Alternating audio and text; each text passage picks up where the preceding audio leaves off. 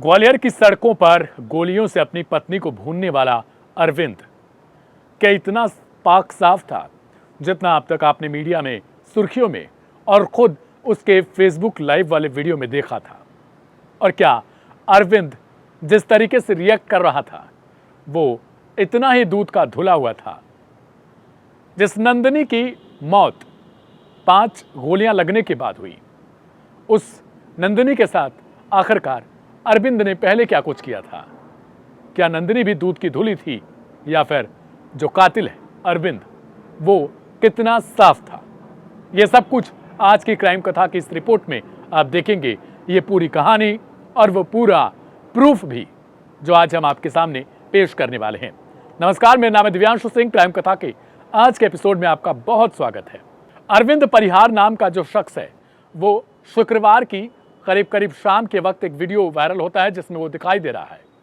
वो पुलिस वालों को शूट करने की कोशिश करता है। उसके हाथ में एक कट्टा भी है, देसी कट्टा।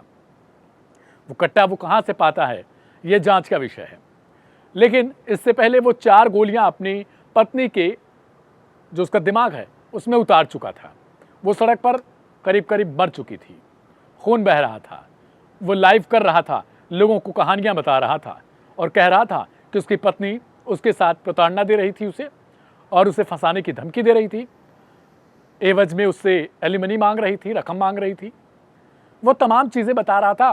साथ में आपको कुछ ऐसे लोग दिखाई दे रहे होंगे जो थे तो डरे हुए, सहमे हुए।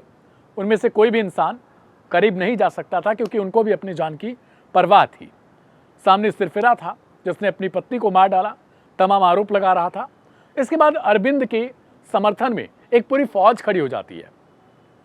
वो फौज कहती है कि जो पति हैं, जो पुरुष हैं, वो महिलाओं के चक्कर में फंस जाते हैं, उनमें तमाम आरोप उन पर लगा दिए जाते हैं और वो कुछ नहीं कर पाते। ये हर केस में होता होगा अमूमन, जैसा आप कह रहे हैं, लेकिन इस केस में बहुत कुछ अंतर है। हम आपको कुछ प्रूफ दिखाएंगे। अब नंदिनी भी जितने उस पर आरोप हैं उसके मुताबिक वो दूध की धुली नहीं है। 5 पतियों वाली जो लगातार आरोप लग रहे हैं। एक पति की मौत की सजा के रूप में वो करीब 4 से 4.5 साल की जेल भी काट चुकी थी। इधर अरविंद भी जेल काट चुका था। लेकिन नंदिनी ने जो कुछ पोस्ट कर रखे थे उसके पुराने सोशल मीडिया हैंडल्स पर जो कुछ चीजें हैं वो हम आपको कुछ दिखाएंगे जिसमें अरविंद का भी चेहरा उजागर हो रहा है। वो अरविंद जो अब जेल में जा चुका है, उसकी पेशी हुई है, लेकिन पुलिस वालों के सामने उसने अपने गुनाहों पर साफ तौर पर कह दिया कि उसे कोई परवाह नहीं है, कोई संकोच नहीं है।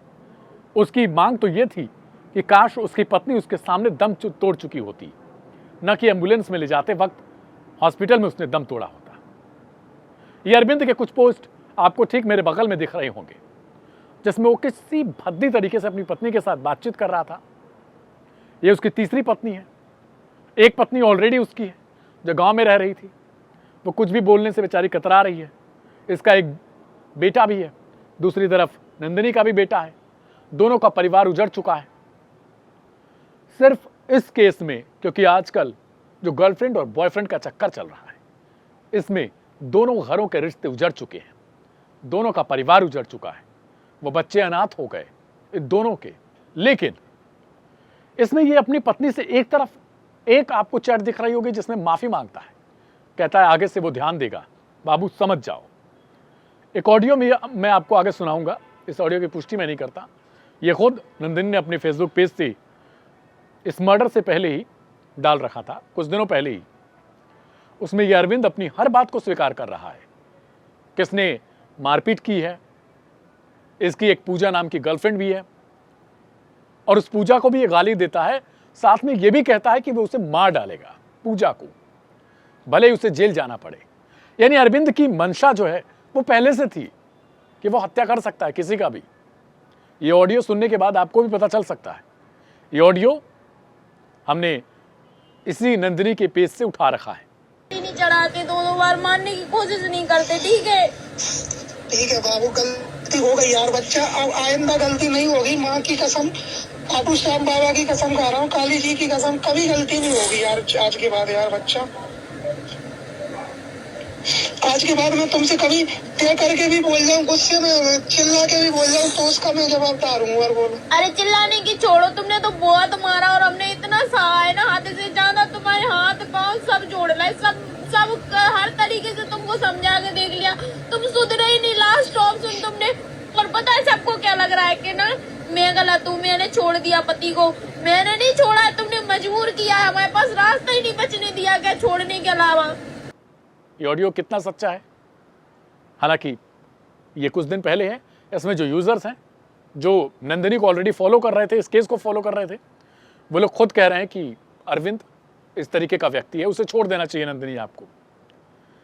नंदिनी कुछ दिन पहले ही ग्वालियर आई थी, इसके पहले वो कहीं घूमने गई थी। एक वीडियो, एक बर्थडे का वीडियो है, मैं आपको दिखा रहा हूं। ये मर्डर से कुछ दिन पहले का है, जब नंदिनी का बर्थडे था। इसमें इसके वही कथित बॉयफ्रेंड है जिसे ये अपना भाई और दोस्त बताती थी। ये बॉयफ्रेंड बता रहा है वही पति जिसने गोली मारी है, उसका कहना था ये उसके बॉयफ्रेंड है, अंकुश और न जाने कौन कौन से नाम है। हत्या वाले दिन भी ये आरोप है कि ये उन्हीं के साथ आ रही थी एसपी कार्यालय से। अरविंद इनको देखता है, आग बबूला हो जाता है। बर्थडे वाला उसने वीडियो देख रखा था, उसके मन में ये सब कुछ चल रहा होता है, इस वजह से उसने रोका, बात आगे बढ़ाई और फिर गोली मार दिया। वो दोनों भाग जाते हैं जो कथित बॉयफ्रेंड है, और नंदिनी के बताए गए बयानों के मुताबिक इसके दोस्त हैं। सवाल ये है कि जो कुछ ऑडियो में अरविंद ने कबूला, क्या वो अब कबूलेगा?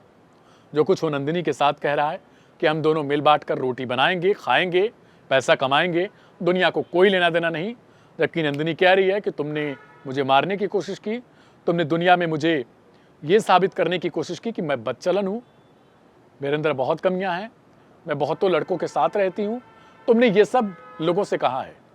अरविंद स्वीकारता है कि मैं अपनी गलती मान रहा हूँ।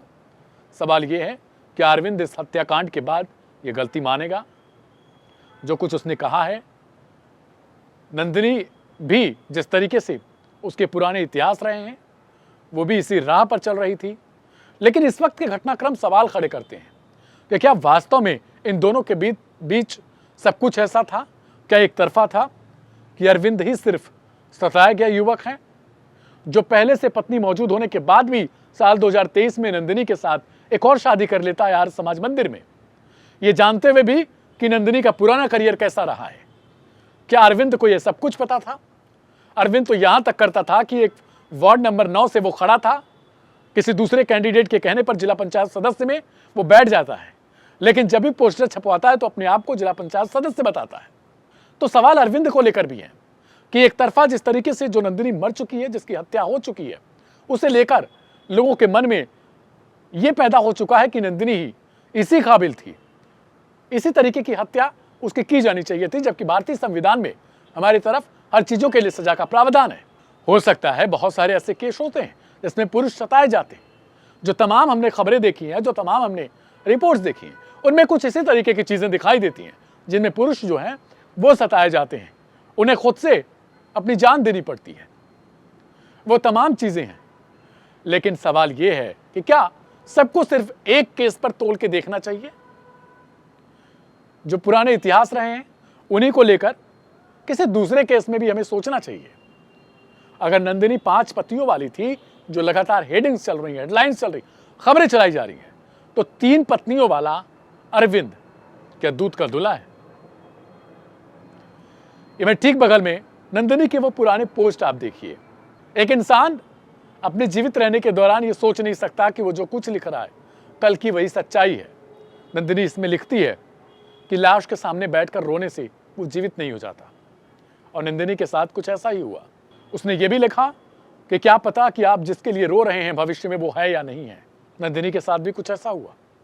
यानी अक्सर करके जो हम सोचते हैं किसी रिश्ते में रहकर, जब हमारी कड़वाहट होने लगती है, किसी को हम अपना सब कुछ मान चुके होते हैं, लेकिन अगले ही पल जब हमारी रिश्ते खत्म होने लगते हैं तो सामने वाले इंसान को हम गिरा हुआ, चरित्रहीन या फिर बहुत सारी चीजें साबित कर देते हैं। इन दोनों ने एक दूसरे के लिए यही किया। नंदिनी भी एक तरफ अरविंद के लिए ये सब कुछ लिखती थी, नंदिनी केवट, दूसरी तरफ अरविंद परियार भी नंदिनी के लिए तमाम तरीके से बदचलन, चरित्रहीन, कई युवकों के साथ रहने वाली, कई युवकों के साथ संबंध बनाने वाली, अपने से 12 साल छोटे युवक के साथ रिश्ते में रहने वाली, ये तमाम घटनाएं उसने अपने फेसबुक पोस्ट के जरिए नंदिनी के लिए लिखा था। नंदिनी भी इन चीज़ों को टैग करके उससे सवाल पूछती थी और बदले में वो माफ़ी मांगता।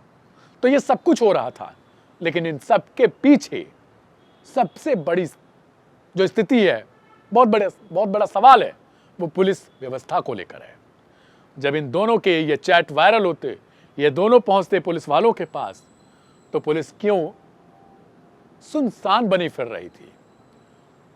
इस केस में जब अरविंद पुलिस वालों पर बंदूक तान देता है, वो किसी तरीके से अरविंद को गिरफ्तार करते हैं, काबिल तारीफ है। इसके लिए पुलिस को पुरस्कार मिला, इनाम की घोषणा की गई है। लेकिन सवाल तो यह है कि जब एसपी कार्यालय तक ये मामला पहुंच चुका था, जैसा खबरों में है, उसके बाद पुलिस वालों ने संज्ञान क्यों नहीं लिया? प्रशासन चुप क्यों था? क्या वो इंतजार कर रहा था कि ऐसा कोई केस होगा, उसके बाद वो गिरफ्तार करेंगे और बदले में उनको प्रशस्ति पत्र मिलेगा, उन्हें इनाम मिलेगा? सोचिए, तो फिर पुराने कर्मों के लिए उन्हें दोषी क्यों नहीं माना जाता? सवाल यह भी है कि जब ये कई बार एफआईआर दर्ज करवा चुके थे, यहां तक आरोप है कि अरविंद ने नंदिनी के ऊपर कार चढ़ा दी थी, उसे मारने की कोशिश की। नंदिनी ने अपने फेसबुक पेज पर, आप जाकर देख सकते हैं, उसने बाकायदा हॉस्पिटल की वो तस्वीरें शेयर कर रखे हैं जिसमें उससे चोट के निशान है, छिलने के निशान है, शरीर पर वो सब तमाम निशान है। इसके बाद अरविंद ने उससे फिर से माफी मांगी थी।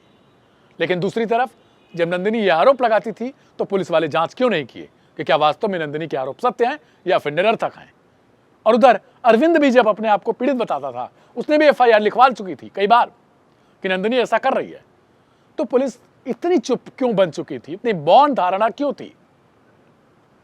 इस हत्या के पीछे अगर एक और कारण है तो उसको हम ये समझ सकते हैं कि ये शून्यता, अपने आप को एकदम चुप समझ लेना। हमारे यहाँ का कानून और कानून के रखवाले, किस तरीके से हम इसको लोगों के सामने, जनता के सामने, जनता में इसका किस तरीके से उपयोग कर रहे हैं, यह भी सवाल है। बहरहाल आज की क्राइम कथा में इतना ही रहेगा, लेकिन सवाल आप सबसे भी है कि अगर आप कोई केस देख रहे हैं और सामने आपकी एक थ्योरी आ गई, तो इंतजार कीजिए, दूसरी थ्योरी भी आ सकती है, जैसा कि इस केस में हम देख रहे हैं। आप फिलहाल क्या सोचते हैं कमेंट बॉक्स में लिखिएगा। मेरा नाम है दिव्यांशु सिंह। क्राइम कथा के आज के इस एपिसोड में इतना ही। मिलेंगे कल रात 10 बजे एक नई कहानी के साथ। तब तक के लिए शुभ रात्रि, नमस्कार।